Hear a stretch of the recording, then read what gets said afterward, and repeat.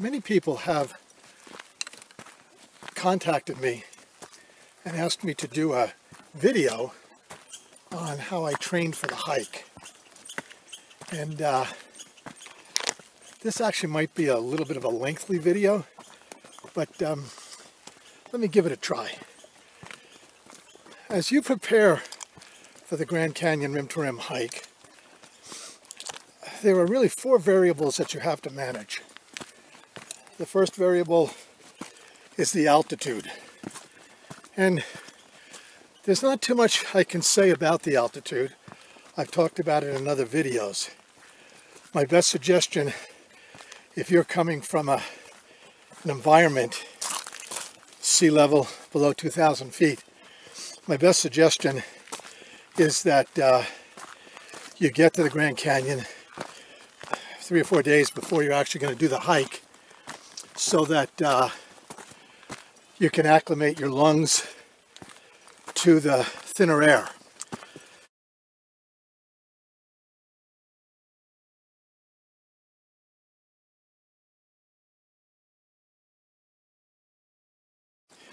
The second issue you have to manage is the strength of the sunlight if you're doing this as a June through mid-September hike. And I'm just going to cut to the chase on this, and that is, my encouragement is that you go get yourself a white shirt, get yourself a nice white hat. I'm going to put a card in on this video that will quote a study done out of, I believe, the University of Alabama on the heating of clothing and sunlight, and the difference between a white garment and darker colors. You'll be astonished. I think that there was almost a 25-degree difference between a white shirt and a black shirt.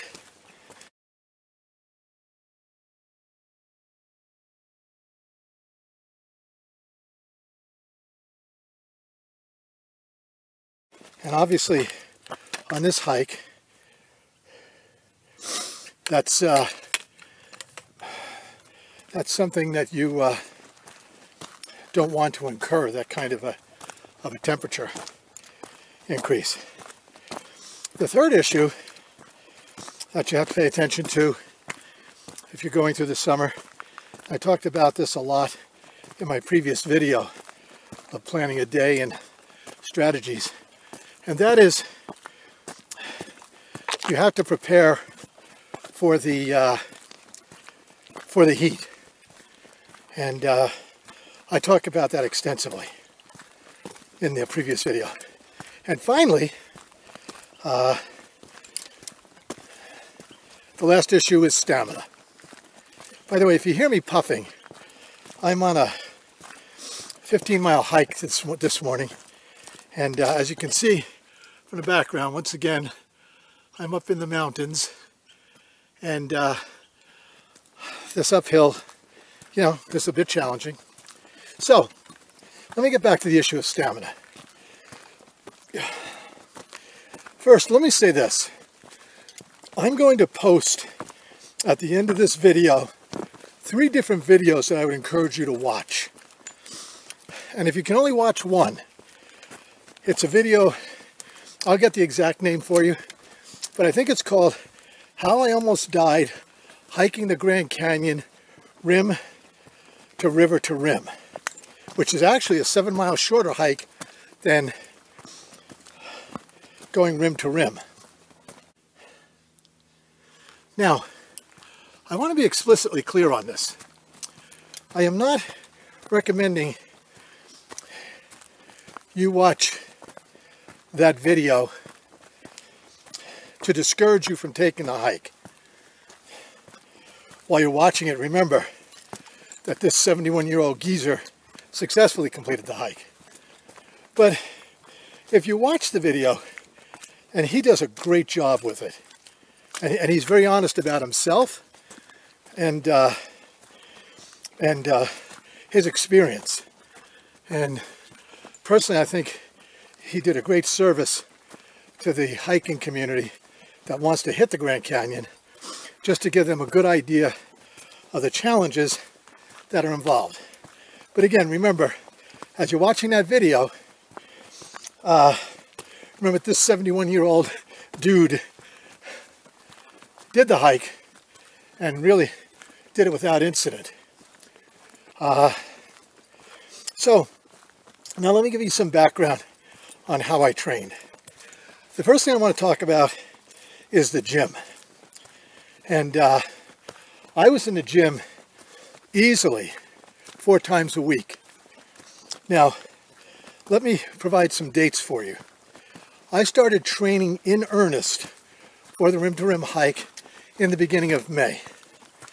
So basically, I had about 18 weeks of preparation for the hike. But I'll talk about that a little bit later in detail. But I was in the gym 4 days a week, and I was just coming off of ski season. I had a season's pass at a local resort here in Utah. So I wasn't really starting from a zero state. My knees were in good shape from skiing, and I had reasonably good stamina from skiing, even though you actually use your legs and knees very differently when you're skiing than you do when you're hiking. But again, I wasn't starting from a zero state. But what I did in the gym at least twice a week was concentrate on my legs.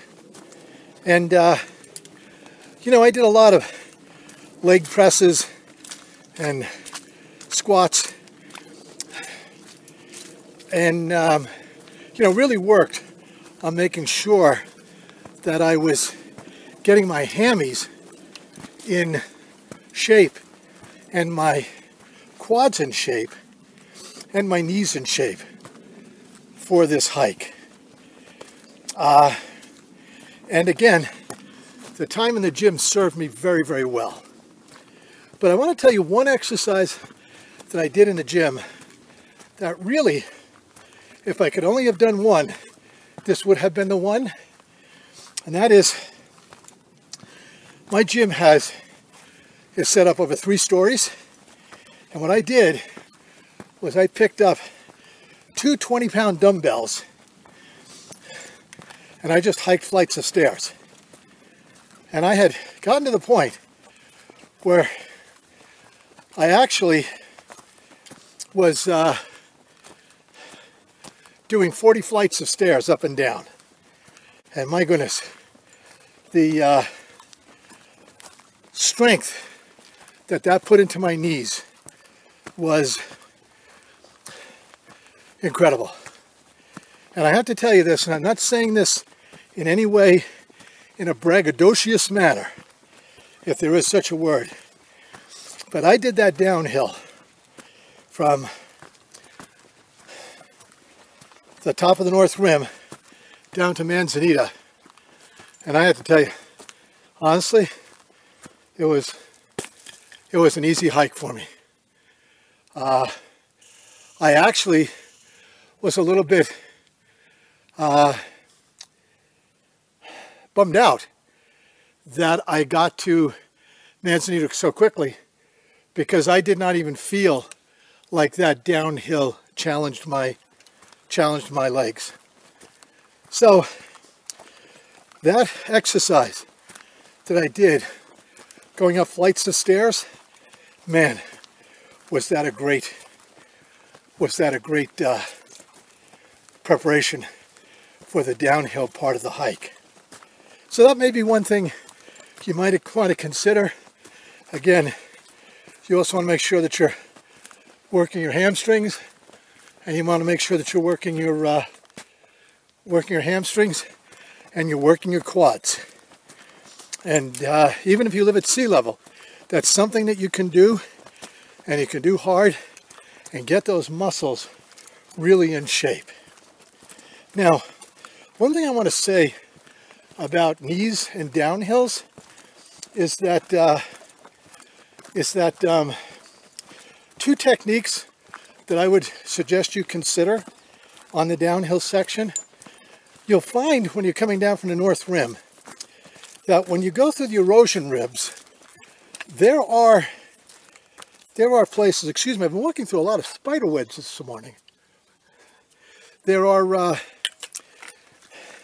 in those ribs, there are places where the drop is more than 6-7 inches. There are a couple places where I think the drop was probably 13-14 inches. And one of the techniques I used, and it's funny, I talked to another hike about this down at Phantom Ranch, she was doing the same thing, is that I would sidestep down those, or across those erosion ribs, rather than front step across them. And you may want to consider that just to preserve your knees. Boy, look at this beautiful forested area that I'm getting a chance to hike through. To preserve your knees. And the other caution I would give you, and this is really important to keep in mind, and that is people have a tendency, whether they're right leg dominant or left leg dominant, they have a tendency when they go over those ribs to lead with their dominant leg. The problem with that is as you're going down, you're overstressing one of your knees as you're doing the descent. So one of the things I would suggest is that you be cognizant of making sure you alternate as you're going down those ribs, that you alternate between your left and right leg so you even out the stress load across your knees. So that kind of covers the gym preparation.